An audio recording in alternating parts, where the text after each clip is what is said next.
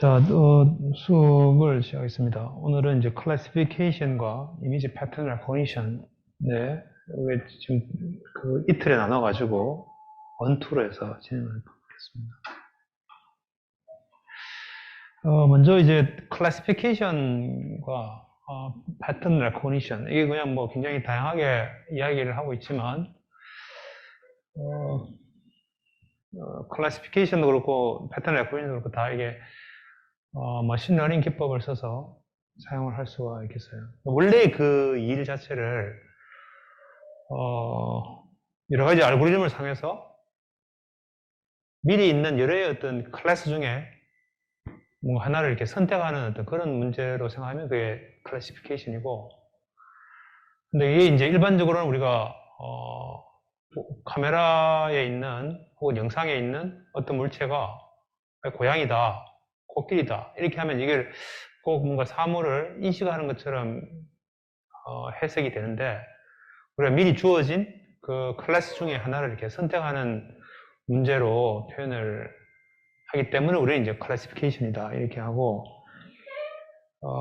그런데 이제 패턴 레코니션은 뭐 비슷하게 이야기를 할 수 있지만, 우리가 주어진 어떤 그 데이터에서 이제 컴퓨터 비전에서 보면 이제 이미지에서 숨겨진 어떤 의미의 패턴을 찾는 뭐 데이터에서 우리가 이렇게 의미 있는 그런 그 정보를 찾는 문제로 보기 때문에 이제 패턴 레코니션이다 이렇게 이제 조금은 구분해서 이야기를 해요. 그래서 이제 패턴 레코니션에서 일반적으로 이야기되는 여러 가지 어떤 이론적인 부분, 그리고 이제 클래시피케이션 한다는 것은 결국은 우리가 피처 공간이 됐든 아니면 내가 이제 어떤 결정을 할 때 이 클래스인지 이 클래스인지를 뭔가 이렇게 구분을 할 텐데, 그 구분하는 것이 이쪽의 클래스의 대표적인 어떤 모양이 점점점 이제 다른 클래스로 점점 넘어가다 보면 어느 시점인가 얘가 클래스 1이었다가 조금 더 저쪽으로 가까워지면 이제 클래스 2가 되는 어떤 뭔가 어떤 그 클래스 1인지 클래스 2인지를 결정하는 뭔가 이렇게 그 경계선이 있을 것이다 이렇게 보는 거죠. 그래서 이제 그런 관점에서 우리 클래시피케이션은 결국 그 클래스와 클래스 사이에 디시전 바운더리라고 하는 것이 중요한 개념이라고 볼 수 있겠습니다. 그리고 그 클래시피케이션 중에서도 대표적인 것 중에 하나가 이제 리니어 클래시피케이션. 그래서 그 리니어 클래시피케이션이 좀 더 발전해서 우리가 이제 뉴럴 네트워크의 그 퍼셉트론이라고 하는 것으로 표현이 되고, 그 다음에 그 퍼셉트론이 하나의 레이어고, 그 레이어가 여러 개 이렇게 있다 보면 이제 멀티레이어 퍼셉트론이고, 그 멀티레이어 퍼셉트론이 점점 레이어가 많아지면 우리는 이제 딥러닝이다 이렇게 개념적으로 그렇게 좀 확장을 해볼 수 있겠습니다.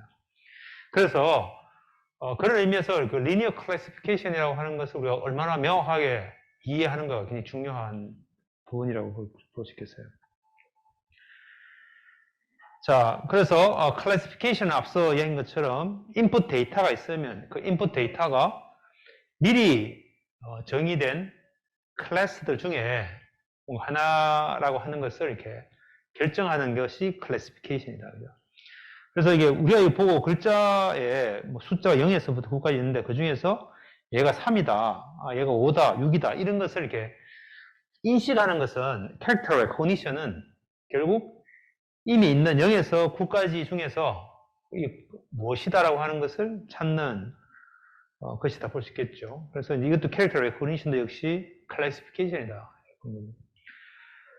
앞서 말했던 오브젝트 레코니션 마찬가지고, 페이스 레코니션 마찬가지고, 바이오메트릭스라고 하는 것은 뭐 여러 가지 어떤 정보들, 데이터들을 활용을 해서 뭐 홍채가 됐든 지문이 됐든 뭐 굉장히 다양한 어떤 정보를 이용해서 사람의 아이덴티티를 찾는 모든 이론적인 분야를 다 우리는 바이오메트릭스라고 그렇게 이야기를 해요. 그래서 이런 부분들 다 어떻게 보면 이제 클래시피케이션 문제로 볼 수가 있겠어요.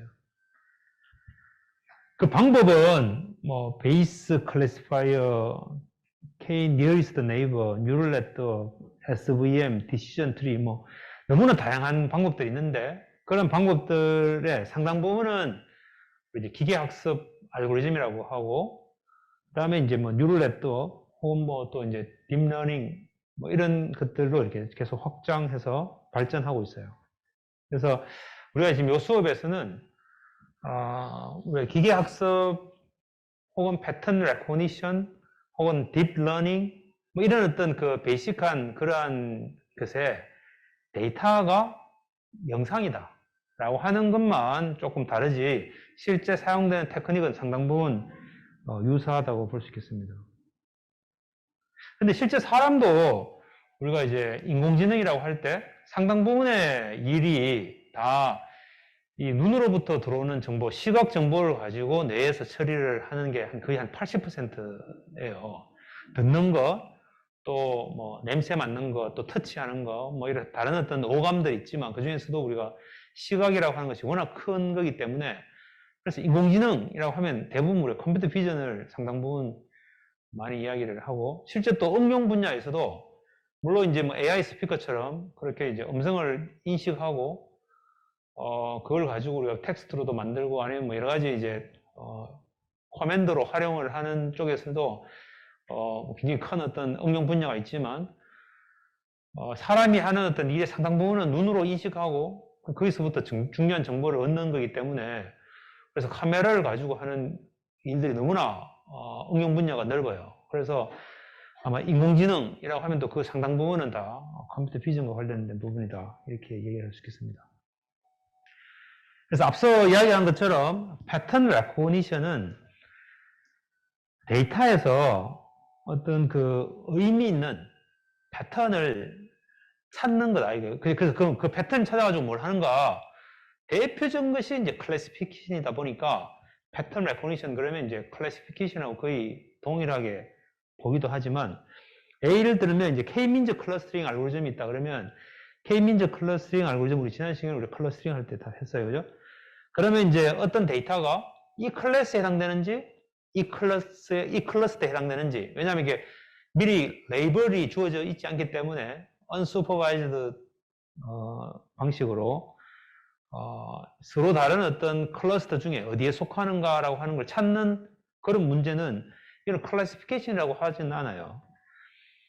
그래서 이제 K-민즈 클러스터링에서도 어떻게 보면 이제 어떤 피처들을 가지고 우리가 이 두 개의 클러스터 중에 어디에 속하는지를 선택하거나 혹은 그거를 우리가 나눈다고 하면 그러면 이거는 분명히 클래시피케이션 문제는 아닌데 우리 패턴 레코니션 문제라고 이렇게 할 수 있어서 조금 더 클래시피케이션보다는 확대된 어떤 그런 컨셉이라고 생각할 수 있겠습니다.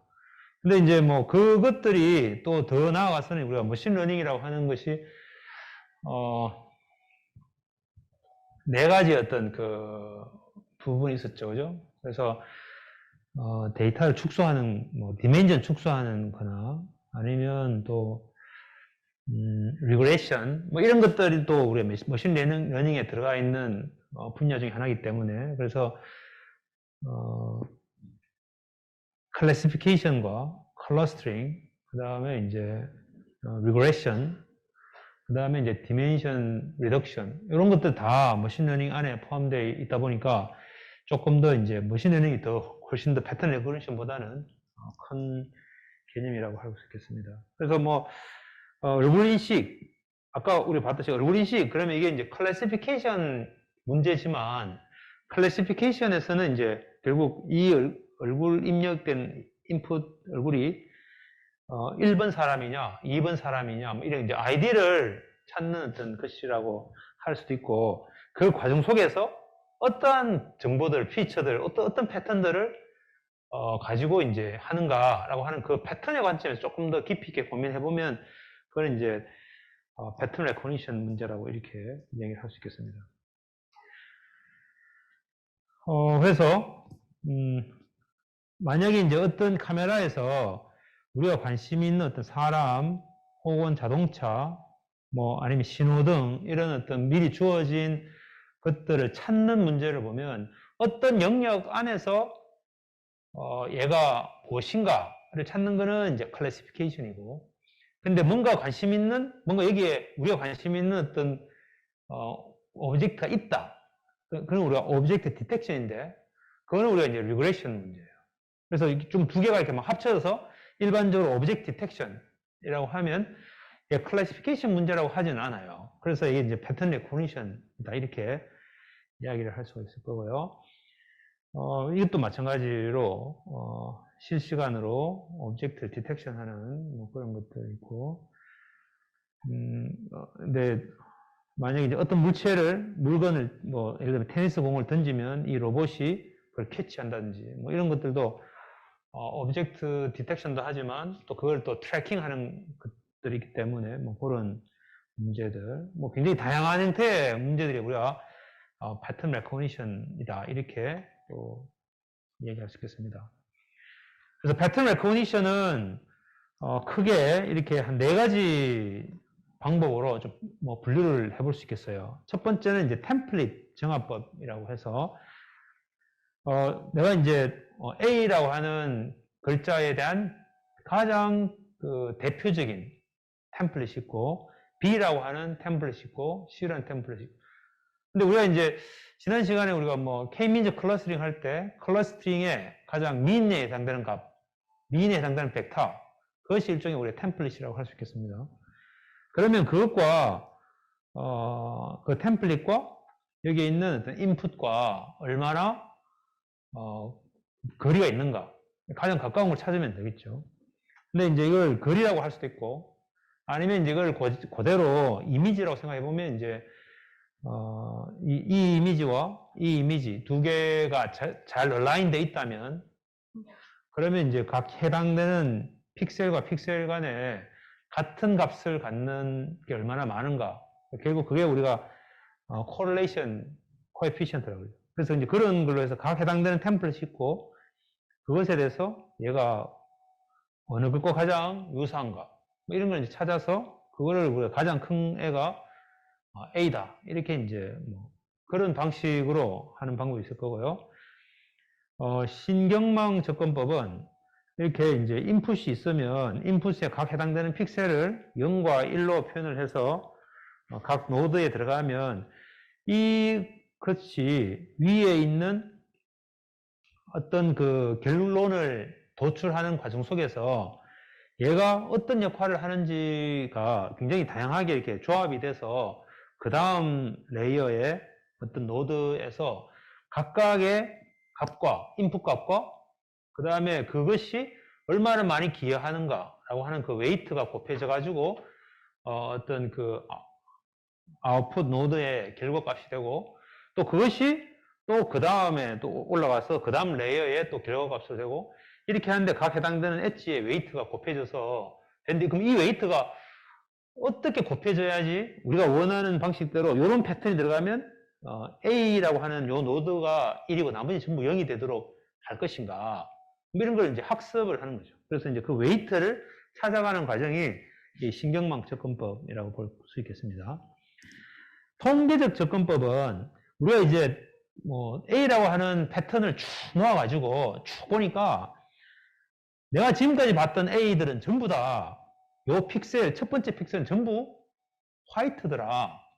그리고 어떤 픽셀들은 전부 까만색이더라. 이렇게 해서 이제 이미지 자체에서 우리가 각각 해당되는 픽셀들이 통계학적으로 어떤 분포를 갖는가라고 하는 것을 우리가 구할 수 있을 것이고, 그게 꼭 그 픽셀이 아니더라도 우리는 이제 그거를 피처 공간상에서 봤을 때 어떤 피처의 첫 번째 피처는 A라고 하는 애가 한 90%는 어떤 값을 가지고, 그 다음에 뭐 이렇게 이제 통계학적으로 우리가 쭉 표현을 할 수가 있을 거예요.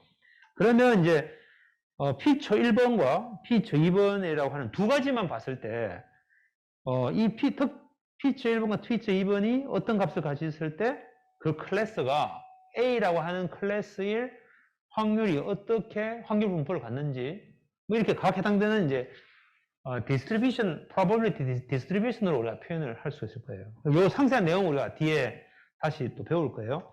그래서 어떠한 그 피처가 있으면 그 피처가 있을 때 그 피처 클래스 1번이다 라고 하는 거 찾는 게 우리가 목적이지만, 반대로 우리가 학습을 하는 데 있어서 A라고 하는 글자라고 하는 데이터들만 쭉 모아가지고, 미리 레이블이 됐을 거니까 쭉 모아가지고 특정 피처가 어떠한 값일 확률이라고 하는 걸 우리가 다 구할 수 있겠죠. 미리 전체 A라고 하는 데이터가 1000개가 있으면 그 1000개 중에 어떤 피처가 몇 퍼센트 있는가, 이거 우리가 이제 확률 값을 구할 수 있겠죠. 그래서 이 확률 분포를 가지고 있으면 거꾸로 어떤 X가 주어졌을 때 우리가 얘가 클래스 뭐에 해당되는가라고 하는 걸 쉽게 찾을 수가 있을 거예요. 이게 우리가 이제 통계적 접근법. 구조적 접근법은 이제 이 과거에 많이 사용을 했는데, 일반적으로 우리도 이제 그렇게 할 거라고 생각하는 거죠. 사람도 A라고 하는 것이 아무리 삐뚤하게 쓰고 어떻게 쓰더라도 결국 이런 밑으로 내려가는 라인과 또 이런 밑으로 내려가는 라인, 그리고 여기 중간에 라인 한 개, 이렇게 세 개의 라인의 어떤 조합으로 이루어지고, 그 사이에 구멍이 있고 홀이 있고 뭐 이런 뭔가 이제 그런 어떤 그 구조적인 것들을 어떻게든 뽑아내서, 그래서 이제 그런 것들의 조합에 의해서 우리는 이게 A다 이렇게 이제 인식을 하는 그런 형태의 어떤 구조적 접근법, 이렇게 크게 우리가 4가지 정도로 패턴 레코니션을 구현해 볼 수가 있을 거예요. 근데 어쨌든 지금은 상당 부분 다른 모든 것들보다는 이런 신경망 접근법이 워낙 이제 컴퓨팅 파워가 좋아지고 또 데이터가 많이 있고 그렇기 때문에 이제 이런 딥러닝 기법이 상당 부분의 어떤 성능을 잘 낸다, 이렇게 해서 이제 많이 선호하고 있는 방법이 되겠습니다. 자, 근데 이제 아까 스트럭처럴 어프로치를 보면, 아까 이제 A, 혹은 0, 1, 2, 사람은 이제 그렇게 배우죠. 학습을 그렇게 배우기 때문에, 그래서 어떤 패턴의 어떤 구조적인 스트럭처럴 피처들을 정의를 해가지고, A라고 하는 것은 이렇게 쓴다, 이렇게 이제 그렇게 하는 거죠. 그러니까 이제 많은 경우에는 사람이 만든 어떤 그런, 대상 물체들은 상당 부분 그런 어떤 만드는 과정 속에서 조립을 하거나 혹은 또 어떠한 형태로 모양을 만들어내는 그 과정 속에 그러한 구조적인 것들이 항상 포함이 되어 있기 때문에 그런 것들을 잘 이렇게 분석해서 우리가 원하는 어떤 결과를 찾는 거죠. 근데 이제 그렇지 않은 자연적인 어떤 부분들은 굉장히 이렇게 그것이 완성되는 과정이 복잡하기 때문에 그래서 우리가 예를 들면 사람 있으면 사람을 우리가 분명히 눈과 눈 사이가 거리가 코까지 거리보다는 뭐 좀 더 넓은 사람이 있고 좁은 사람이 있고 뭐 하여튼 뭐 우리가 사실 잘 이해하기 어려운 어떤 뭔가의 정보가 구조적인 것으로는 이해하기 어려운 그런 복잡한 형태의 구조가 있다 이거죠. 그래서 우리는 사람을 보고 굉장히 오래된 후에도, 그래서 분명히 구조적으로 약간 바뀌어 있음에도 불구하고 우리는 어릴 때 알고 있던 친구를 나이가 많이 들었어도 누구 아니냐 이렇게 금방 이해하는 것 자체가, 거기에는 뭔가 좀 더 복잡한 형태의 메커니즘이 있을 것이다 그죠? 그래서 이 페이스 레코니션 같은 경우에는 이런 어떤 구조적인 피처들을 찾는 것 자체가 어렵다 이거죠. 그래서 과거에 이제 구조적인 접근법을 해보려고 굉장히 다양한 어떤 매트릭들을 찾아보려고 많이 노력을 했어요. 그래서 이제 눈과 눈 사이 거리와 뭐 코와의 어떤 비례가 어떻게 되는지 뭐 이런 거 이제 굉장히 다양한 정보들을 피처들을 스트럭처럴한 어떤 정보들을 막 뽑아가지고 그것에서 유의미한 어떤 피처들이 있는가를 막 고민을 했었는데 막상 쉽지 않은 그런 방법들이었다 그죠? 그 다음에 이제 statistical method 같은 경우에는 이게 이제 아까 봤듯이 클래스 1이라고 하는 것에 대한 모든 데이터들을 쭉 모아가지고 어떤 밑에 있는 어떤 특정 피처 공간상에서 그것들의 어떤 도대체 몇 개 있는지 그런 어떤 것들을 가지고 확률을 정의할 수 있겠죠. 그래서 C1, 주어진 C1에 대해서 X의 확률, 이거 우리가 이제 분포를 얻을 수 있을 것이고, 그 다음에 이제 C2에 대해서 또 이제 X들을 분포를 보니까 이러하더라, 그죠? 그러면 일반적으로 x가 주어졌을 때 우리가 이제 얘가 C1이라고 했을 때 x가 될 확률이라고 하는 것은 이만큼 높고 C2라고 했을 때 x의 확률이 요만큼이죠. 그러니까 당연히 우리 이제 얘가 C1일 확률이 더 높을 거예요. 그래서 이것이 이제 같아지는 어떤 부분이 있을 텐데 얘가 이제 바로 그 디시전 바운더리에 해당되는 부분일 것이다가 이제 보는 거죠. 그래서 P의 C1, 주어진 C1에 대해서 X인 것과 C2일 때 X가 같아지는 이런 점을 기준으로 해서 왼쪽으로 가면 이제 이 C1에 해당되고 오른쪽으로 가면 C2. 이거는 이제 1차원 공간상에서 해석하니까 쉬운데 이거는 이제 굉장히 고차원의 피처 벡터가 엄청나게 큰 어떤 그런 고차원 공간상에서 우리 이런 것들을 어떻게 이제 구분하는가 이런 것들이 이제 좀 더 복잡하게 이해하기 어려워요. 그 다음에 이제 우리가 데이터 드리븐 메소드인데 사실 앞에 것도 다 어떻게 보면 데이터 드리븐인데 데이터로부터 이제 그래서 그런 클래스 디스트리뷰션을 우리가 학습을 하는 거죠. 그래서 O라고 하는 어떤 디짓을 쓰면 그 O라고 하는 것이 무조건 이렇게만 딱 써져야 된다라고 하는 게 있으면 쉬워요. 그러면 우리가 앞에서 봤던 템플릿 매칭으로 해서 그 형태가 딱 되도록 돼 있는지 없는지만 체크하면 되는데 그렇지 않다 이거죠. 이게 이제 결국은 베리에이션이 있죠. 베리에이션이.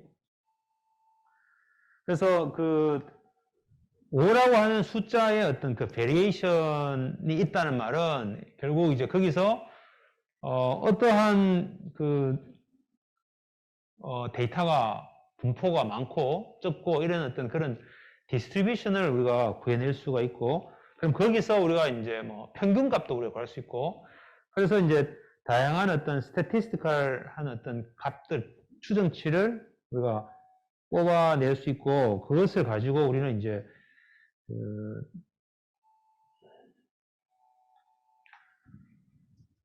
여러 가지 그 문제를 찾을 수 있겠죠. 그래서 여기서 이제 민 이미지라고 하는 것은 결국 그 여기에 있는 어떤 인풋 데이터들, 트레이닝 하려고 하는 학습 데이터들에 대한 평균 이미지라고 하는 것을 가지고, 여기에는 이제, 굉장히 다양하게 쓰여지지만, 여기에 이제 평균적인 이미지라고 하는 모양이 이런 모양이야. 라고 하는 것 자체가 우리가 여기에 있는 어떤 그 의미, 패턴을 찾는 과정이라고 볼 수가 있겠죠. 그런데 이제 이미지 데이터에서는 이제 일반적인 우리가 데이터하고는 좀 달리 굉장히 큰 픽셀로 보면은 가로 세로가 굉장히 큰 어떤 그런 고차원의 어떤 인풋 데이터 자체가 인풋 데이터가 크고 그 다음에 이제 여기에 뭐 센서 카메라의 노이즈도 들어갈 것이고 그 다음에 이제 이런 조명 혹은 뭐 또 가려짐 지금까지 우리가 봤던 굉장히 다양한 컴퓨터 비즈니스에 있는 다양한 문제들이 다 복합적으로 들어가 있어 가지고 결과로 나와 있는 하나의 샷인데 이미지가 그러다 보니까 이제 이것을 그 패턴 레콘이 있어서 이미지 자체가 가지고 있는 그런 복잡성 때문에 우리가 여러 가지 앞에서 이야기했던 그런 기법들을 썼을 때 상당 부분 잘 안 되는 예외 과정들이 자꾸 생기게 되고 그래서 이제 이게 완벽한 어떤 그런 시스템을 구성하기가 어렵다. 특히 사람도 우리가 이제 일루전이라고 하는 것처럼 분명히 우리는 이게 아니다라고 하는 걸 인식하고 있음에도 불구하고 그 이미지를 보고 이게 그렇지 않게 이해하게 되는 거죠. 그게 우리가 일루전인데 그만큼 이제 우리는 이 영상이 가지고 있는 어떤 복잡한 부분인데 근데 그럼에도 불구하고 사람은 굉장히 잘해요. 이렇게 이걸 보고 얘가 이제 등대고 바다고 뭐 이렇게 금방금방 이게 이제 바다 속에 이런 상어가 있다든지 뭐 이런 걸 우리가 아주 빠르게 이제 분석을 하고 이해하잖아요. 사람에 대한 인식도 마찬가지고. 그래서 이제 그런 문제적인 복잡성이 있다 이죠. 그래서 이런 것들을 조금 더 효과적으로 하기 위해서 우리가 어떻게 해야 될 것인가. 결국은 사람이 이런 걸 잘하니까 그러면 이제 사람이 하는 방법이 무엇인가를 찾다 보니까 이제 이런 그 사람의 바이올로지컬한 어떤 그 신경계에서 이 뉴클리어스가 있고 액션이 있고 시냅시스라는 게 있어서 어떤 하나의 어떤 그 시그널이 여러 군데서 와가지고 그런 것들에 대한 것들이 머지가 되고 그것이 머지된 후에 어느 정도 이제 자극이 어떤 임계치보다 더 높아지면 그 시그널이 이제 그 다음 액션이라고 하는 걸 통해서 그 다음 다른 뉴런으로 이제 또 시그널이 넘어가고 그럼 또 그런 것 그 다음 단계에서는 또 다른 여러 군데서 모여지는 어떤 그런 시그널들이 모아져서 또 그 다음 단계 넘어가고 이렇게 그런 어떤 단계를 계속 지나가면서 우리가 최종적으로 이제 뇌에서 어떠한 이제 그 인식도 하고 뭐 여러 가지 다양한 형태의 이제 그 지능적인 활동을 한다 이거죠. 그래서 이것을 우리가 이제 그 수학적인 모델로 만든 것이 이제 신경망이에요. 그래서 이제 이 뉴럴 네트워크에서는 이것과 똑같은 방식으로 인풋이 있고 여기에 이제 웨이트를 곱해서 각 인풋과 웨이트를 곱한 것들을 다 더해서 그 결과가 우리가 원하는 어떤 스레시홀드보다 클 경우에는 얘가 액티베이션이 되는 그런 형태로 이제 단순하게 하나의 노드를 설계를 한 거죠. 수학적인 모델로. 그러면 여기에 하나의 노드가 여기 있는 모든 인풋에서 이 화살표에 웨이트가 있고 그 웨이트를 곱해가지고 우리는 원하는 결과를 내고 그 결과에 대해서 액티베이션 펑션이라고 하는 난리니어한 어떤 함수를 거쳐서 우리 결과를 만들어낸다. 그게 하나의 레이어고 그럼 요 하나의 레이어를 우리 이제 퍼셉트론이라고 이야기를 해요. 퍼셉트론. 그리고 그 퍼셉트론이 보니까 이게 꼭 이제 리니어 클래시파이어하고 똑같더라 이런 거죠. 물론 리니어 클래시피케이션과 클래시파이어 완벽하게 똑같은 건 아니고 여기에 이제 액티베이션 펑션이라고 하는 것이 들어가서 그래서 이제 달라지는 거예요. 그러니까 왜 액티베이션 펑션이라는 게 필요한가 하면 우리가 이제 여기에 W라고 하는 웨이트가 있고 X가 있으면 이 X라고 하는 인풋 벡터와 웨이트라고 하는 것을 그냥 각각 해당되는 엘리멘트들끼리 곱해가지고 다 더한 게 우리가 이제 이게 내적을 구하는 거예요. 이게 두 개의 벡터의 이너 프로덕션 해가지고 합을 구한 거예요. 그래서 나오는 어떤 결과가 있고 또 다른 노드는 또 다른 어떤 웨이트에 대해서 또 다 곱해가지고 구하고 이렇게 해서 이제 각각의 값들 다 구했다고 치고 그것을 또 여기 웨이트를 해가지고 또 곱해서 하면 얘가 이제 이 매트릭스 얘가 이제 이 매트릭스예요.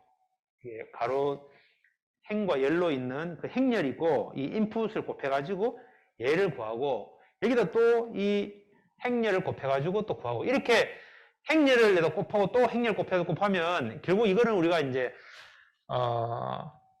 이 리니어 엘제브라에서는 이게 이제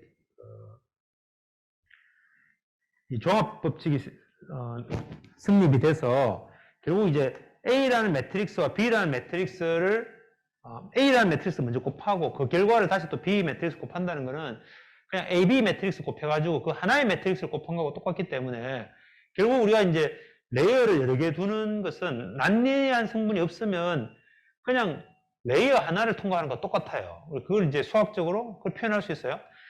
그래서 이제 하나의 레이어로 되어 있는 아무리 레이어를 여러 개 두더라도 거기에 액티베이션 펑션이 없으면 그냥 하나의 레이어하고 똑같은 동일한 수학적인 모델을 항상 만들 수 있기 때문에 그러면 우리가 이제 여러 개의 레이어가 있는 의미가 없죠.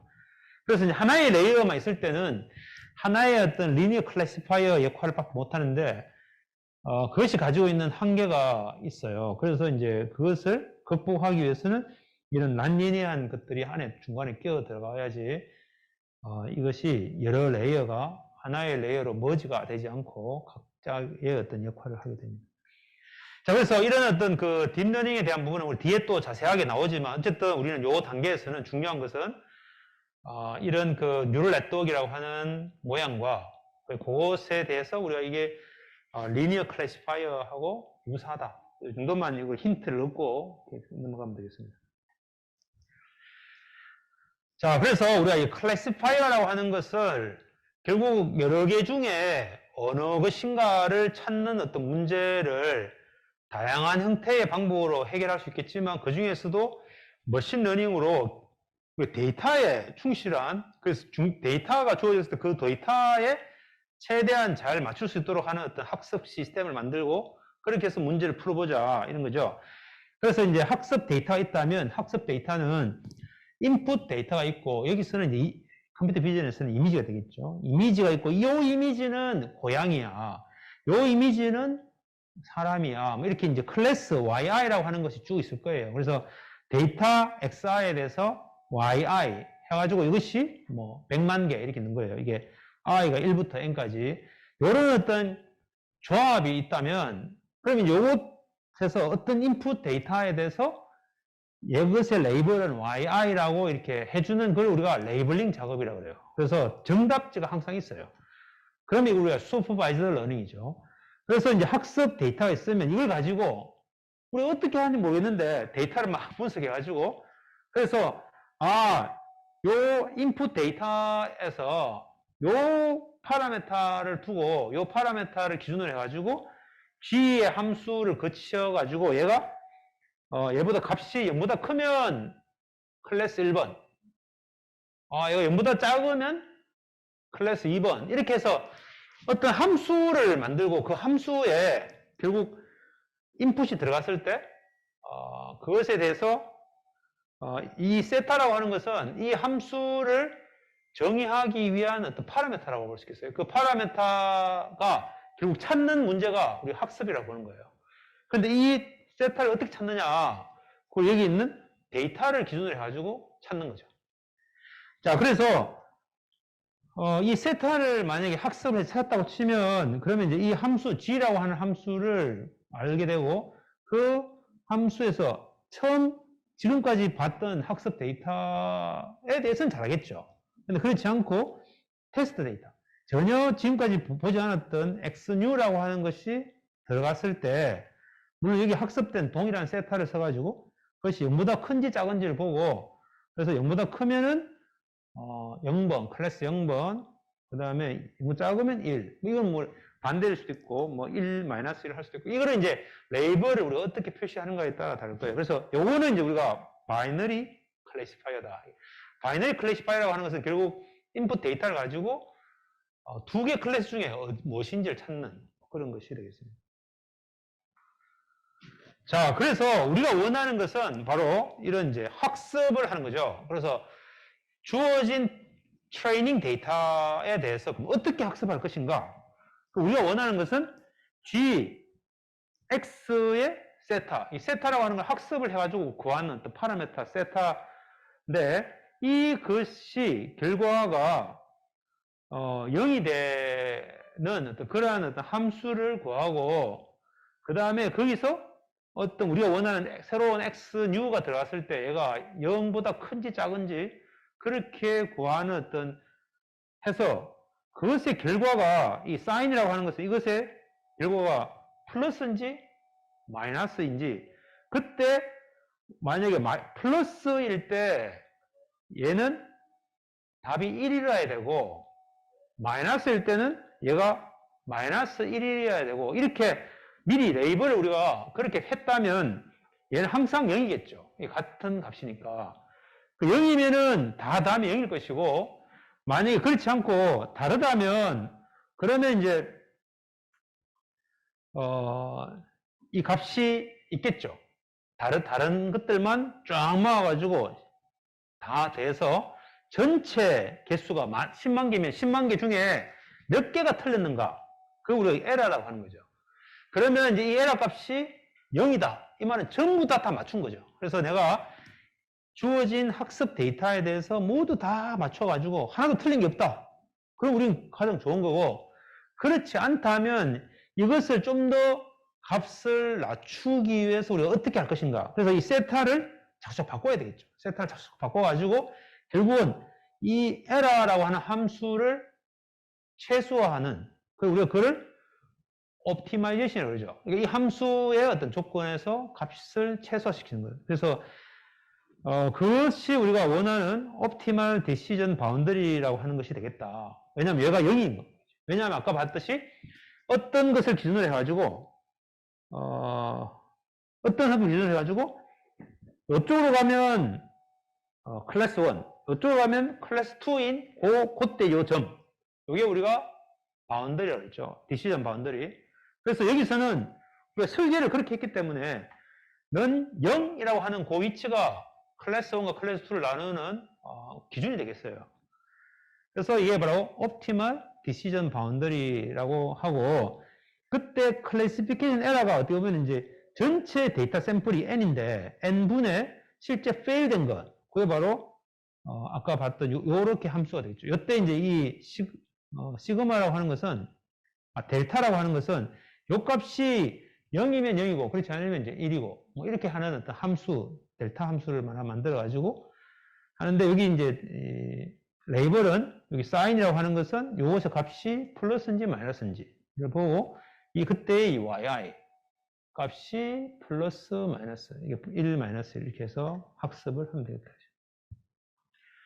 자, 그래서 이 디시전 바운드리라고 하는 것은 결국 이제 g라고 하는 함수가 있는데, 이 g라는 함수가 0인 곳, 그걸 우리가 디시전 바운드리라고 하고, 그래서 만약에 g x1, x2, 이 x1, x2라고 하는 것은 여기서는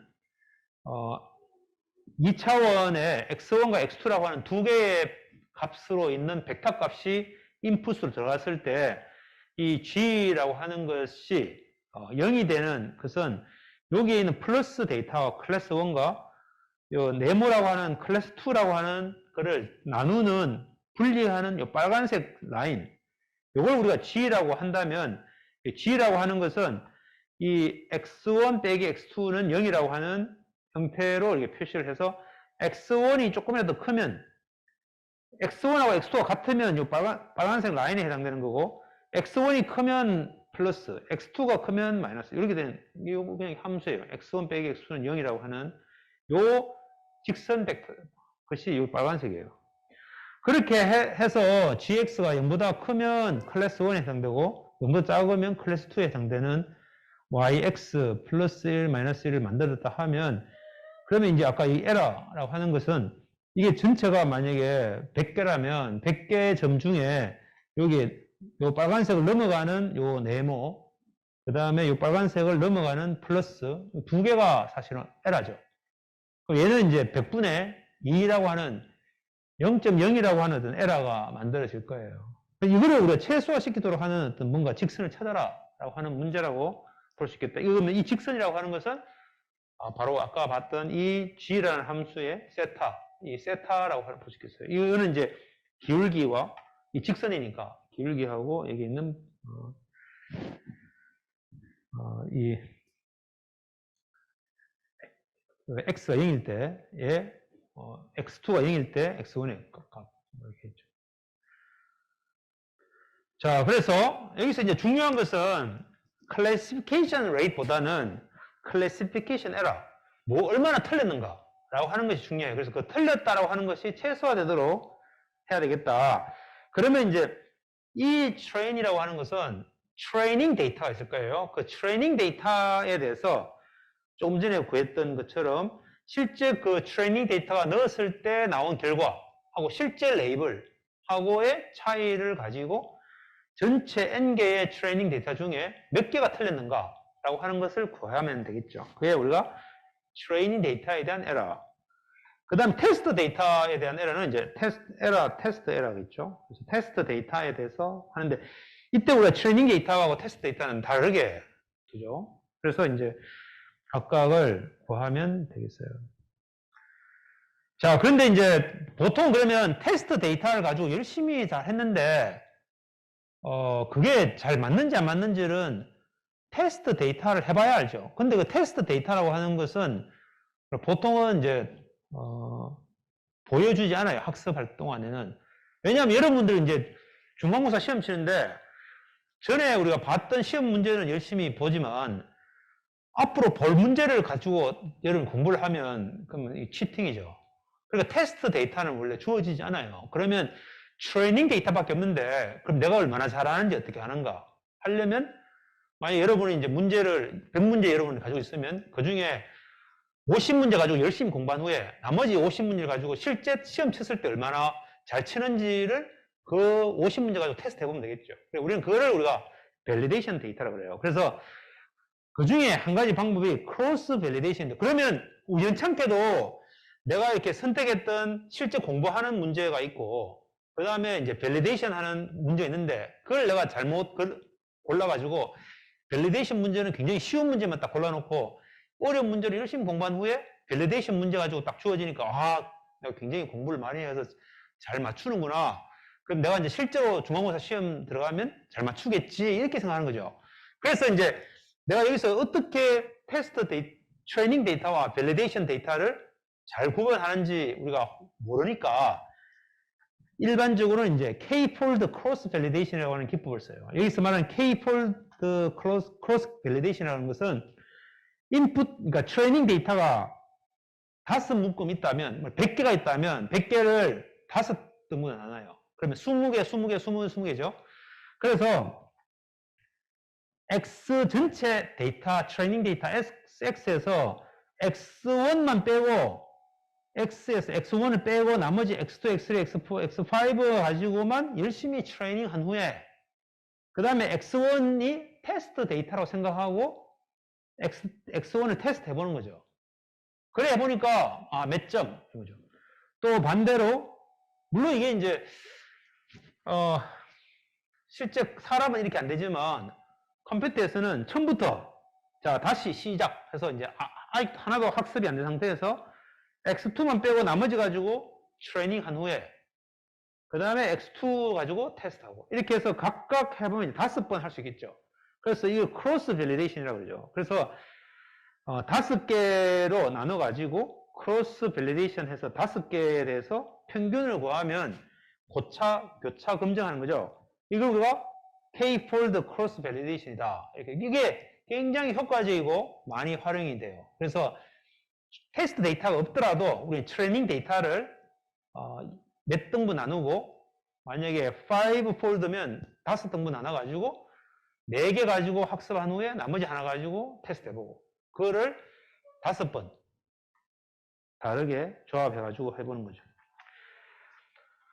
자, 근데 이제 이러한 형태로 과정을 하더라도 실제로 이제 막상 트레이닝을 한 후에 그 다음에 막상 테스트를 해보는 과정 속에서 여러 가지 문제가 있는데 만약에 이렇게 이제 리니어 클래시파이어를 쓴다. 리니어 클래시파이어라고 하는 것은 이렇게 이제 선형적인 직선을 구하고 2차원에서는 3차원에서는 3차 공간상에서 선형적이라고 하는 것은 이런 플레인 될 거예요.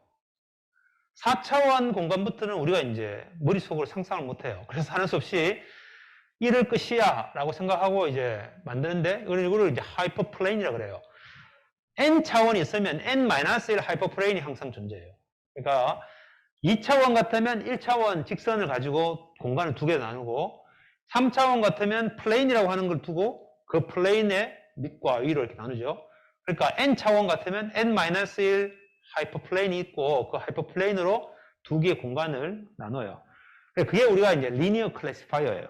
그래서 리니어 클래시파이어는 바로 그 직선 혹은 아까 말했던 플레인 혹은 하이퍼플레인을 정의하는 거죠.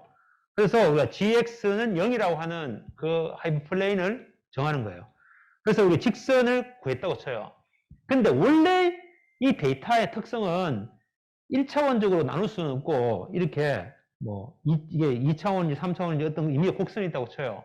그래서 이러한 형태의 데이터인데 이거를 직선이라고 생각하고 나눠가지고 하면 당연히 여기에 오류가 있겠죠. 이게 잘못 클래시피케이션 된 어떤 데이터가 있을 거예요. 그래서 실제 학습은 이렇게 열심히 했는데 학습을 할 때 완벽하게 100% 맞출 수가 없어요. 많은 경우에. 그래서 약간의 틀린 것이 있을 거예요. 그래서 내가 이 데이터를 가지고 아무리 좋은 직선을 긋더라도 항상 이렇게 잘못된 애들이 항상 존재하게 돼서 여기에는 이제 트레이닝 에러가 만약에 전체가 100개라면 100분의 2 정도는 에러가 항상 있다. 그죠?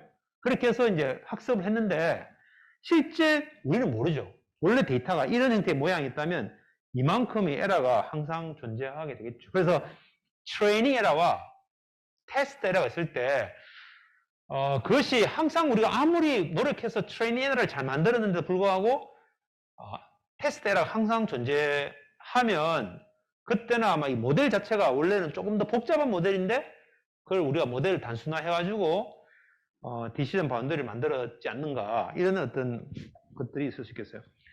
자, 그럼 반대로 어떤 데이터, 똑같은 데이터인데 우리 이거를 이제 완벽하게 요 트레이닝 데이터에 대해서는 완벽하게 100% 디시전 할 수 있도록 그렇게 막 열심히 했어요. 이렇게 해놓으면 이 주어진 요 샘플 데이터에 대해서 가장 잘 맞도록 그렇게 내 몸을 만드는 거예요. 그렇게 해놓으면 똑같은 데이터인데 얘보다 훨씬 더 에러가 더 많아져요.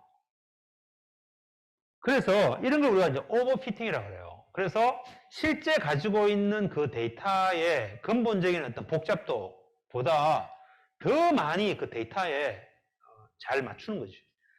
그러면 여러분이 이제 여러분의 중간고사 문제 유형은 이런 겁니다 라고 해서 줬는데 그걸 가지고 거기만 철저하게 막 공부하는 거예요. 근데 그거는 하나의 샘플일 뿐이고 거기에 이제 그렇지 않은 약간만 틀린 문제가 나와도 그 문제에만 너무 막 이게 잘 맞췄기 때문에 다른 문제 약간 벗어난 문제도 못 푸는 거죠. 이제 그런 이제 관점에서 볼 수 있을 거예요. 그래서 이게 트레이닝 데이터의 에러가 거의 0으로 가까워진다는 게 좋은 건 아니에요. 그렇다는 말은 오버피팅 될 수도 있기 때문에 그래서 이제 그런 오버피팅과 그 다음에 원래 데이터에 가지고 있는 그 컴플렉시티, 복잡도 사이에서 우리는 이것도 역시 밸리데이션 가지고 상당 부분 우리가 미리 예측해 볼 수 있을 거예요. 자, 그래서 우리 이제 결국은 디시전 클래시피케이션 한다는 말은 결국 디시전 바운더리를 어떻게 찾는가라고 하는 문제로 볼 수 있어서 크게 이렇게 세 가지 유형으로 우리는 이제 나눠 볼 수 있어요. 첫 번째가 이제 디스크리미네이티브 메소드라고 해서 결국 디시전 바운더리, 내가 중간에 어떤 애가 있든 상관없이 디시전 바운더리가 중요하다. 그래서 그 디시전 바운더리만 찾는 거예요. 만약에 1차원적으로 본다면 우리가 실제 우리가 이제 미국인과 그 다음에 한국인 여기서 우리가 이제 어떤 사람을 보고 이 사람이 미국인인지 한국인인지 알고 싶다. 그러면 한국인의 평균키, 미국인의 평균키를 보고 그냥 딱 나눠서 만약에 177 기준에서 177보다 크면은 미국인 확률이 훨씬 높고 177보다 작으면 한국인 확률이 높다. 예를 들면 그렇게 했다면 그러면 이제 다른 어떤 모든 정보들은 필요 없고 그 177이라고 하는 그 바운더리만 어떻게 찾자. 그게 우리가 디스크리미티브 메소드예요. 제너레이티브 메소드는 우리는 이제 그렇게 하면 저 밑쪽에 있는 다른 어떤 데이터에 대해서는 관심이 없는 거죠. 그래서 실제로 우리가 측정을 할 때 디시전 룰을 찾는 과정에서 실제 그 클래스의 디스트리뷰션 자체를 우리가 다 찾는 거. 그래서 우리가 한국인의 키 분포가 평균키는 얼마고 그 다음에 이제 중간에 어떤 디스트리뷰션을 갖는가라고 하는 그 쉐입까지도 다 가지고 있는 거죠. 그럼 각각에 대해서 그걸 가지고 있으면 그걸 가지고 우리가 물론 디시전 바운더리도 찾을 수도 있고 또 다른 일도 할 수 있을 거예요. 그래서 이제 그렇게 하는 방법이 우리가 베이스 클래시파이어라고 해요. 이따가 볼 거예요. 그 다음에 이제 디스턴스 베이스드 메소드는 그런 과정들을 우리 하지 않고 내가 이제 그 데이터에 대해서 우리가 한국인 데이터 쭉 있잖아요. 그럼 한국인의 키 데이터 쭉 있고 그 다음에 이제 미국인의 키 데이터가 쭉 있어요. 이미 우리가 레이블이 다 있어요. 키 데이터와 그 다음에 레이블. 그러면 새로운 어떤 데이터가 들어왔을 때 그 데이터가 기존에 있던 샘플 데이터하고 얼마나 거리가 뭔가를 보고 가장 가까운 애를 찾아가지고 그 데이터의 레이블을 쓰면 우리 이게 K nearest neighbor classifier예요. 근데 한 개만 가지고 보면 우연찮게도 키가 작은 미국인이 있을 수 있고 또 키가 큰 한국인이 있을 수 있겠죠. 그럼 그 값에 가까운 사람들은 전부 다 잘못 클래시피케이션 하겠죠. 그래서 그런 어떤 데이터 자체가 그런 이제 노이즈 데이터가 들을 수 있기 때문에 그래서 이제 K계를 보는 거예요. K계. 그래서 내가 어떤 상황이 됐는데 이 현재 상황에 대해서 요가 가장 유사한 케이스 5개를 보고 그 5개를 보고 그 데이터가 이 케이스에서는 암이었고 이 케이스에서는 암이 아니고 그래서 만약에 이제 암이 아닌 경우가 더 많다면 그러면 요 데이터에 대해서는 암이 아니야 이렇게 이제 결정하는 거죠. 그러니까 이거 이제 어떤 형태의 데이터하고 어떤 형태의 이미지인가 어떤 형태의 것인가는 이제 그걸 가지고 어떤 피처를 사용할 것인가에 따라서 굉장히 복잡한데 그래서 K개의 nearest neighbor를 가지고 거리를 찾고 가장 가까운 K개를 찾고 그 K개에서 가장 우리가 원하는 클래스가 많은 쪽으로 우리는 이제 결정을 내리는 이런 방법이 우리가 distance based method인데 이거는 이제 하나의 예일 뿐이고 뭐 이런 형태 유형의 기법들이 많이 있어요. 어쨌든 discriminative method는 경계에 해당되는 그 부분만 우리가 찾는 것이고 generative method는 그 사이에 중간에 있는 과정들에 대해서 전체 분포를 우리가 다 추정하는 것이고 distance는 이제 거리에 따라서 멤버십을 찾는 거죠. 자, 그래서 우리가 클래시피케이션의 디시전 바운더리를 보면 바이너리 클래시피케이션은 지금까지 한 것처럼 어떤 gx라고 하는 함수를 정하고 그 함수의 값이 0보다 크면 혹은 0보다 작으면 뭐 이렇게 해서 이제 클래스를 정하는 뭐 이런 방법이 바이너리 클래시피케이션이고 멀티 클래스 클래시피케이션은 우리가 gi의 x가 각각 클래스마다 gix라는 거를 만들어요. 그래서 g1x는 얘가 고양이인지 아닌지 그거를 이제 찾는 거, g2x는 얘가 코끼리인지 아닌지를 찾는 뭐 그런 형태로 각 해당되는 클래스마다 gx라고 하는 함수를 만들고 그 다음에 이제 그것에 대한 결과가 가장 큰 i를 찾는 거죠. 그래서 argm x, i를 찾아서 그 결과에 해당된 것이 i가 되는 거예요. 그래서 이 x라고 하는 인명이 들어왔을 때 얘가 고양이 값은 gx가 3이고 코끼리의 확률이 10이라면 그럼 얘는 이제 코끼리가 되는 거죠. 그래서 이게 멀티플 클래스 클래시피케이션은 각 클래스마다 g라고 하는 함수를 정하고 그것의 값에 가장 큰 값을 우리가 따라간다. 이렇게 표현할 수 있겠습니다. 자, 그런데 이제 우리가 그 디시전 펑션을 아까 굉장히 다양하게 표현할 수 있겠지만 그 중에서 리니어 펑션. 리니어한, 그러니까 2차원 공간상에서는 선, 3차원 공간상에서는 플레인, n차원에서는 하이퍼플레인으로 표현될 때 우리는 이거를 디시전 펑션이 리니어 펑션이다. 이렇게 얘기하는 거예요. 아까 우리가 리니어 펑션이라고 하는 것은 결국 디시전 펑션 gx가 어떤 모양인가. 그래서 이걸 리니어 펑션을 쓴다. 이죠? 자, 리니어 펑션을 쓴다는 말은 이런 거예요. 우리가 인풋 디멘션, 인풋이 x1, x2, xn 해가지고 n차원의 어떤 인풋이 있다고 쳐요. 이게 이렇게 생각하면 굉장히 어려우니까 2차원으로 생각하면 제일 쉬워요. 2차원 공간상에 결국은 인풋 데이터는 x1, x2 두 개의 값으로 되어 있는 x값, y값으로 되어 있는 그러한 점이다. 그 피처 공간상의 점이다. 이렇게 생각하는 거죠. 그러면 gx라고 하는 걸 정하는데 gx라고 하는 것은 결국 ax 플러스 by 플러스 c는 0 이라고 하면 이게 직선의 방정식이죠. xy라고 하는 두 축에 결국은 x라고 하는 값 x1, x2, xn에 어떤 w라고 하는 걸 곱해가지고 그 다음에 더하기 아까 봤던 ax 플러스 by 플러스 c 할 때 이 c죠. 그러니까 이 콘스탄트 값까지 더해가지고 이 값이 0인지 플러스인지 마이너스인지를 구하는 이렇게 하는 거 우리가 다 이제 이 리니어 클래시파이어가 되겠어요. 그래서 이거를 wi의 t라고 하는 것은 얘가 이제 벡터니까 이 xj에 wij 해가지고 곱해가지고 j가 1부터 n까지 더하는 거죠. 더하기 wij0. 요 모양이 아까 우리가 이제 뉴럴 네트워크에 그 하나의 레이어의 노드 아웃풋 레이어에서 인풋과 그 웨이트 쭉 서로 곱해가지고 다 더하는 거, 요 모양 요거죠. 근데 여기에 이제 항상 W라고 하는 게, W0라는 게 들어가는 것은 원래 거기에 기본적으로 있는 이제, 베이스 값이 있어요. 이 말은 X가 전부 0일 때 실제 그 값. 그러니까 인풋이 다 0으로 들어왔는데 이 자체가 항상 어느 정도의 어떤 그 기준이 있어요. 그래서 그 값으로 나오는 값. 그걸 우리가 wij0라고 해요. 그래서 결국은 이 wij의 xj라고 하는 이것이 결국 플레인이죠. 하이퍼플레인이죠.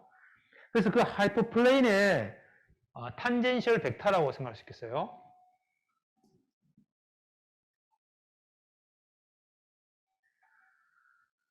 자, 그래서 이제 이렇게 표현할 수도 있고, 아니면 이제 이걸 좀 더 복잡하게, 더 일반화된 쉐입으로는, 폴리노미얼 펑션으로 해서, 폴리노미얼 펑션이라고 하는 것은, 우리 1차원에서는, ax 3성 더하기, a의 3성, x의 3성 더하기, a2의 x의 제곱, 플러스 a1의 x 더하기 a0. 이런 식으로 해가지고, 이제, 그거는 이제, 3차원의 방식이죠. 그럼 우리가 이제 x라고 하는 값이 스켈러 값일 때 1차원 값일 때 그걸 우리가 방식을 3차 방식으로 표현하면 그렇게 표현이 될 것이고, 근데 여기서는 이제 우리 세컨드 오더 2차 방식인데, 그러면 x제곱 플러스 bx 플러스 c, 뭐 ax제곱 플러스 bx 플러스 c, 이렇게 이제 2차로 표현하는 거죠. 그런데 그때 그 x가 스케일러 값일 때는 그렇지만 n차원의 어떤 벡터일 때는 이렇게 표시가 돼요. 그래서 x 트랜스포즈의 행렬 wi의 x 더하기 xit의 x 플러스 wi처럼 이렇게 표현이 되죠. 요거는 우리가 앞에서 테일러 익스펜션에서 이미지 같으면 이제 xy 두 개의 값이 있으니까 벡터로 했을 때 테일러 익스펜션에서 모양이 이런 모양이라는 거를 한번 그때 봤을 거예요. 자, 그래서 이거는 이제 우리가 세컨드 오더 폴리노미얼로 표현을 했을 때 이걸 가지고 이제 이 결국 w를 찾아야 되겠지. 그죠? 아니면 이제 이걸 우리가 리니어 클래시파이어가 아니고 난리니어한 어떤 그런 것으로 표현한다면, 난리니어한 베이시스 펑션이라는 게 있어서 이게 이제 m개 있어요. 그러니까 x라고 하는 것이 주어지면 그것을 가지고 어떤 임의의 함수에 의해서 결과를 내는 어떤 그런 난리니어 펑션이 있다고 쳐요. 그러면 그것을 우리가 pi1x라고 그러고, 또 다른 난리니어한 펑션 pi2x가 있고, 그래서 pi_mx에서 m개의 난리니어한 어떤 기본적인 펑션이 있다고 치고, 그것에 리니어한 조합, 컨비네이션으로 wi를 곱해가지고 다 더해서 wi0 더해서 구하는 이런 형태로 우리가 이걸 또 디시전 펑션을 만들 수가 있겠다 이거죠. 그러면 여기에 이제, 그러면 세타 1의 x라고 하는 이걸 어떤 걸 쓰느냐. 이건 뭐 사인, 코사인, 뭐 가우시안, 뭐 굉장히 다양한 형태의 함수를 우리가 마음대로 막 만들어서 쓰고, 대신에 이것에 대해서 나온 결과가 여기 wi라고 하는 요 웨이트를 곱해가지고, 이거는 이제 우리가 리니어한 거죠. 이렇게 만들 수도 있어요. 이게 이제 굉장히 다양한 형태로 우리가 만들어 볼 수가 있겠다. 이 디시전 펑션을. 자, 그래서 이거 2차원일 때 예를 들면 리니어 펑션이라고 하는 것은 이런 직선을 구하는 문제고, 세컨드 오더의 폴리노미얼을 구한다는 것은 이런 어떤 2차원 곡선을 구하는 거고, 이거는 이제 시누소이달 펑션이라고 해서 어떤 의미의 어떤 그런 펑션을 사용을 해서 만들 수 있을 것이고, 그래서 이제 이 디시전 펑션 혹은 디시전 바운더리가 결국 그 펑션의 복잡도에 따라서 이것들을 우리 다양하게 만들어 볼 수가 있겠어요. 근데 이게 어느 것이 답인가라고 하는 것은 그 데이터만 가지고는 우리가 완벽하게 알 수가 없어요. 왜냐하면은 요 데이터 동일한 우리가 데이터인데 이렇게 해도 완벽하게 에러가 없이 나눌 수 있고, 이 경우에도 이거 더 이렇게 내리면 이렇게 됐겠죠. 얘도 마찬가지고. 근데 여기에 이제 추가적으로 테스트 데이터가 어떤 모양인가에 따라서 많이 달라질 수 있을 거예요. 자, 그런데 복잡한 거 쓰지 말고 우리 그냥 리니어한 것에 대해서만 좀 더 집중해서 보면 이게 리니어 클래시파이어예요. 그래서 리니어 클래시파이어에 대해서 우리가 잘 이해를 해야 되겠다. 자, 그래서 리니어 디시전 펑션이라고 하는 것은 봤듯이 2차원에서는 그냥 직선, 3차원에서는 플레인, n차원에서는 이제 n-1 하이퍼플레인으로 디시전 펑션이 정의된다. 그래서 그 gx가 디시전 펑션인데 그 gx가 0보다 크면 클래스 1 아니면 클래스 2 이런 식으로 이제 나누는 거다, 그죠? 자, 그러면 우선은 이걸 이제 하는 방법이, 만약에 이제 이 gx가 이런 파란색 라인이라면 그러면 이제 이쪽에 있는 것은 c1, 이쪽에 있는 건 c2 이렇겠지. 얘가 약간만 이렇게 기울어져 있으면 결국 얘가 x 값이 약간이라도 커지면 결국 얘가 되니까 이 c1은 이제 플러스일 때, 얘가 0일 때고 여기서 플러스일 때 c1이고 마이너스일 때 클래스 2예요. 자, 그렇게 해서 이제 구해지면 여기 이제 벗어나는 점들 3개, 여기 4개, 얘가 이제 어떻게 보면 에러가 되겠죠. 그러면 이제 이 데이터에서 요 라인을 찾는 거죠. 근데 이거는 우리가 이제 다르게 보면은 결국 이 라인이라고 하는 것은 여기에 이 라인의 법선에 해당되는 요 라인을 찾고 그 라인의 모든 점들을 프로젝션 시켜가지고 이 1차원으로 보고 여기서 0인 지점, 여기로 가면 플러스고 여기로 가면 마이너스인 이런 벡터를 찾는 거하고 똑같아요. 무슨 말인가 하면은 얘가 리니어라고 하는 것은 x에다가 w라고 하는 것을 이너 프로덕트 해가지고 그래서 그 결과가 0보다 크냐 작으냐 라고 하는 거니까, 이 두 개를 이너 프로덕트 한다는 말은 결국 이 라인이라고 하는 것에 법선 방향으로 있는 이 벡터와 요걸 기준으로 해가지고 요 점과의 거리, 이너 프로덕트 한 거. 그러니까 이 라인의 모든 점들을 프로젝션 시키는데, 물론 여기서는 00이라고 하는 게 여기 있잖아요, 그죠? 00이라고 하는 게 여기 있잖아요. 그럼 그 00이라고 하는 기준으로 해가지고 어떤 값이 있으면 00을 넣으면 요 벡터에서 요만큼 마이너스 값이 생기죠. 그럼 그 마이너스 값만큼을 더해줘야지 여기가 0이 되겠죠. 그래서 그 값이 아까 했던 여기 있는 이 WI0예요. 그렇죠? 그래서 그 값이 있고, 그 다음에 이거 나머지는 이너 프로덕션 한 거예요. 이너 프로덕트. 그래서 모든 점들에 대해서 그 직선상으로 프로젝션 시킨 그 위치, 그게 우리가 원하는 이 gx의 값이다. 이걸 우리가 3차원으로 보면 그 3차원 공간상에 있는 그 플레인의 노멀, 법선 벡터하고 또 역시 이너 프로덕트 해가지고 그 값을 찾는 거죠. 그래서 그 법선을 기준해가지고 이 플레인 상에 있는 애들은 전부 90도이기 때문에 여기에 있는 이 플레인 상에 있는 모든 점들과 여기 있는 법선 벡터하고 이너 프로덕트 하면 0이에요. 그런 0인 점을 찾는 게 결국 이 이 플레인 상에 있는 점이 되겠죠. 그래서 그게 우리가 플레인 이퀘이션이에요. 자, 그래서 만약에 이 클래스가 여러 개 있다면 그러면 우리가 각 클래스마다 GI를 정한다 그랬죠. 그래서 GI를 구했는데 만약에 이제 여기에 G1이라고 하는 게 있다고 치면 G1은 이 G1은 0이라고 하는 기준을 가지고 이쪽에 있으면 클래스 1 아니면 클래스 1이 아니죠. 또 만약에 G2가 있어가지고 G2를 기준으로 해가지고 G2에서 이쪽에 있으면 플러스면 클래스 2고 이쪽에 있으면 클래스 2가 아니에요.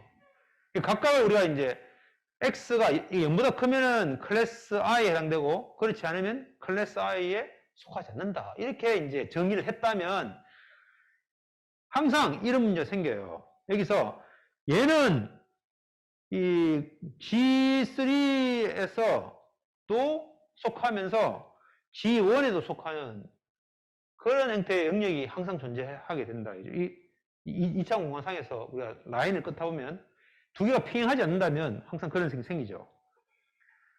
그리고 또 이런 것도 생겨요. 얘는 G1도 아니고 G2도 아니고 G3도 아닌 그러한 애들이 생길 수 있겠죠.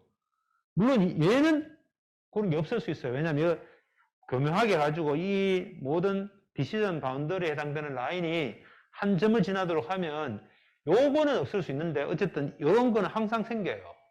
그래서 이렇게 클래스를 할 때 리니어 디시전 펑션이 각 클래스마다 GIX를 두고 그것의 값이 플러스인가 마이너스인가 가지고 디시전을 한다면 항상 이런 undetermined area와 ambiguous한 area가 항상 존재할 수가 있다. 자, 그래서 우리는 여기서 GIX의 argmax, 그러니까 요 값이 최대가 되는 i를 찾아서 그것을 우리가 클래스다라고 하자. 이렇게 하면은 결국 여기에 있는 어떤 그 영역을 기준으로 해가지고 요 영역을 기준으로 해서 요 쭉 나누죠. 그래서 그 구분을 기준으로 해서 이쪽에 있으면 클래스 2, 이쪽에 있으면 클래스 3 이런 식으로 이제 우리가 나눌 수가 있을 거예요.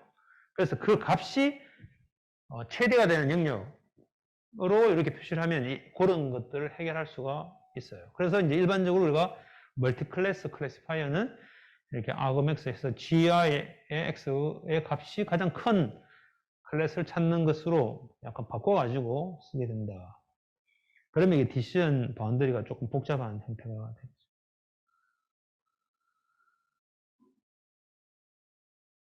또 다른 한 가지 방법은 이제 모든 페어에 대해서 클래스의 페어마다 디시전을 하는 거죠. 그래서 이제 이걸 기준으로 해서 이쪽에 있으면 클래스 1, 이쪽에 있으면 클래스 2, 이쪽에 있으면 클래스 1, 클래스 3. 이 각각의 페어에 대해서 각각의 클래스들을 이렇게 나누는 형태로 두 개에 대해서 그런 바운더리를 찾아서 우리가 바이너리 클래시파이어처럼 모든 클래스가 n개 있으면 이미 i번째 클래스와 j번째 클래스 두 개에 대해서 바이너리 클래시파이어의 디시전 바운더리를 구하고 그걸 가지고 이제 이렇게 찾는 방법이 있겠어요. 자, 그래서 우리가 이제 그러면 어떻게 그걸 찾을 것인가 라고 하는 게 문제인데, 그래서 이제 디시전 펑션이라고 하는 것이 GIX가 있으면 GIX가 WI 트랜스포즈 X 플러스 WI 제로 이렇게 돼 있죠. 이때 우리가 중요한 것은 요 WI의 W 제로까지 해가지고 이 WI라고 하는 걸 새로 정의를 하는데 WI 트랜스포즈하고 WI 제로 이 두 개 여기에 있는 X 앞에 있는 개수와 콘스탄트 값을 합쳐가지고 하나의 벡터를 만들고 요 X에다가 뒤에다가 1을 붙이면 요게 우리 지난번에 봤던 호모지니어스 코오디네이트죠. 이 호모지니어스 코오디네이트로 만들면 그냥 이 두 개 그냥 이너 프로덕트 한 것으로 표현이 돼요. 이게 뭐 곱하고 더하기 뭐 이런 식으로 하지 않고 WI 트랜스포즈 입실론 이렇게 표시되는 거죠. 그래서 우리 트레이닝 셋이 있으면 이걸 우리가 다 앞에 끝에다가 1을 붙여가지고 새로운 좌표값을 만들어서 그 다음에 파라메타 벡터는 오메가 i로 해서 표시를 하고 오브젝티브 펑션은 결국 이것을 gi에 넣었을 때의 그 결과와 목표가의 차이를 제곱해가지고 다 더해서 2분의 1로 나누는 것을 우리가 j 오메가 i라고 이렇게 두면 왜 2분의 1을 두는 거는 이따가 볼게요. 어쨌든 우리가 이 두 개의 차이를 다 더하는 건데 어떨 때는 플러스일 수 있고 어떨 때는 마이너스일 수 있으니까 절대값을 써도 되지만 일반적으로 우리가 제곱을 해가지고 써요. 제곱을 해가지고 쓴다는 것은 이것을 우리가 스퀘어 하죠.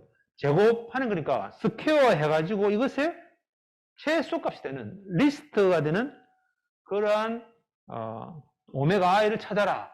이게 우리가 리스트 스퀘어 메소드라고 해요. 많은 경우에는 우리가 이제 옵티마이제이션을 이런 문제를 푸는데 이 리니어 할 때는 리니어 펑션일 때는 이런 리스트 스퀘어 메소드로 해가지고 이 값이 최소가 되는 j의 오메가 i를 최소화시키는 옵티멀한 파라미터를 찾는 것으로 하는 거예요. 자, 근데 이걸 우리가 제곱을 하는 이유는 이걸 만약에 이제 절대치를 하면 이게 미분이 안 되는 함수예요. 제곱을 하면 얘가 미분이 가능하기 때문에 그럼 이걸 가지고 이 값을 최소화하도록 하는 것을 구하라고 하면 얘가 W 입장에서 봤을 때 2차 함수이기 때문에 결국 뭐 이렇게 나오죠. 이렇게 있더라고요. 이렇게. 그럼 거기서 혹은 뭐 이렇게 될 것이고 얘는 아마 이렇게 될 거예요. 이렇게. 왜냐하면 여기 합쳐서 제곱했기 때문에. 그러면 이제 최소값이 되는 걸 찾아라고 하는 방법은 이 함수를 미분해가지고 0이 되는 점을 찾으면 그게 바로 극소값이 되겠죠. 그래서 이제 그 0이 되는 값을 찾는 거예요. 그럼 이걸 미분하면 W 관점에서 미분하면 이 전체 함수에 제곱되어 있으니까 얘를 미분하면 2가 앞으로 와서 2하고 2하고 없어지고 그래서 2분의 1 넣은 거예요. 없어지고 얘를 그대로 쓰고 그 다음 요 안에 있는 함수를 또 미분하죠. 요 안에 있는 함수를 미분하면 여기 얘가 나오겠지. 얘는 콘스탄트고. 그래서 나온 게 미분하면 오메가 i로 미분하면 이런 방식으로 나온다 이죠. 그래서 이것의 전체의 제곱에서 제곱이 밑으로 나와가지고 아까 2분의 1하고 없어지고 얘를 쓰고 요 안에 있는 걸 다시 또 미분해가지고 이타의 t가 나오죠. 예. 트랜스포즈가. 그래서 얘를 이 0인 것을 찾았는데요. wi를. 굉장히 지금 복잡해 보이는데 복잡죠. 근데 이거 우리 지난번에 PCA 할 때 나왔어요. 여기에 이제 요게 이제 이타를 이렇게 표시했어요. 그래서 얘와 얘 t에 이 오메가 i 이 마이너스가 넘어가면 는 요 e가 있고 t 이렇게 해서 두 개 곱게 같죠. 이게 뭔가 하면은 우리가 모르는 건 이게 우리가 매트릭스라고 그러면 AX는 뭐 AX는 B라고 하는 것에서 X를 구하라. 그러면 우리가 1차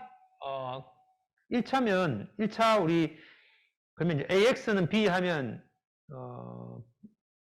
X는 A분의 B죠. 근데 이 A분의라고 하는 것은 이게 매트릭스니까 인버스를 구해가지고 인버스 곱하면 되는데 그래서 요것의 인버스에다가 얘를 곱해가지고 곱하면 된다 이거죠. 근데 이거 우리가 많이 봤던 식이에요. 그래서 요걸 우리가 바로 다이렉트로 구하면 되는데 이게 워낙 고차원이기 때문에 그렇게 하지 않고 얘를 약간씩 이 이터레이티브하게 약간씩 수용하면서 하는 거예요. 그래서 처음에는 원래 오메가 있고 초기에 오메가 값을 그냥 랜덤하게 두고 거기서 오메가 i를 약간 바꿨을 때 J 오메가 i가 어떻게 변하는지라고 하는 이 편미분 값을 구하게 되는데, 이 편미분 값은 여기에 있는 요 미분값, 여기에 ti 오메가, 얘가 어디서 하면 여기서 왔죠. 그죠? 여기 있는 거에다가 그냥 어떤 그 콘스탄트 값을 곱한 걸 가지고 업데이트 텀이라고 보고 약간만 수정하는 거죠. 그 방향으로. 그래가지고 오메가 i에다가 요 델타 i의 요 어떤 수렵 얼마나 학습을 빠르게 하는가라고 하는 이제 러닝 레이시라고 하는데, 그 값을 곱해가지고 그걸 빼가지고 새로운 것으로 업데이트하고 또 약간 업데이트하고 약간 업데이트하고 이렇게 이제 계속 하면서 이제 계속 수렴해 가도록 하면 된다 이 말이죠. 그래서 이걸 우리가 리니어 민 스퀘어 알고리즘이다 이렇게 이야기를 해요. 자, 그래서 우리가 이거를 우리가 아까 봤던 리니어 클래시파이어가 아까 이미 다 설명을 했지만 이게 바로 퍼셉트론이다, 그죠? 퍼셉트론. 그래서 하나의 레이어가 있는 뉴럴 네트워크이다.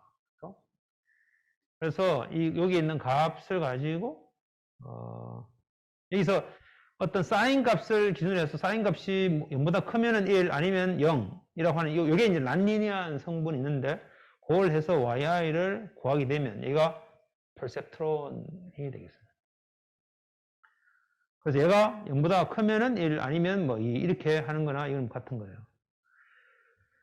자, 그래서 퍼셉트론은 어떻게 학습하는가? 처음에 웨이트 파라미터를 아무렇게나 랜덤한 값으로 막 주고, 아까 오메가를. 그 다음에 그때 인풋과 y, 아웃풋, 이게 있잖아요. 그죠? 그럼 그 인풋 x에 대해서 y를 구하고, 그 다음에 그것에 대해서 y와 실제 우리가 원하는 값, 결과값, t하고의 차이를 구해서 그 값을 가지고 x에다가 다시 곱해가지고 약간의 어떤 학습 러닝 레이스를 곱해서 여기다가 업데이트해서 새로운 걸 구하면 된다. 그때 요 식은 아까 봤던 요 식이다. 그죠? 이걸 수렴할 때까지 계속 반복하면 된다. 이게 이제 사실은 뉴럴 네트워크의 학습이에요, 학습.